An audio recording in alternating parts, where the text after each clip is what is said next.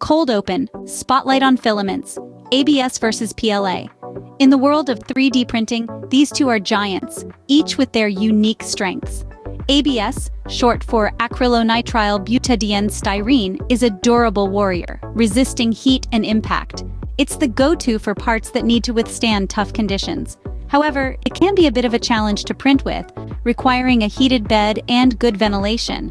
Switching gears, meet PLA or polylactic acid. This eco-friendly champion is derived from renewable resources like cornstarch or sugarcane. It's easier to print with, making it a favorite amongst hobbyists and beginners.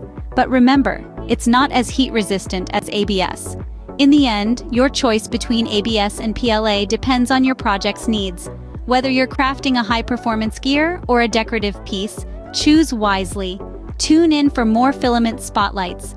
And remember, the world of 3D printing is at your fingertips.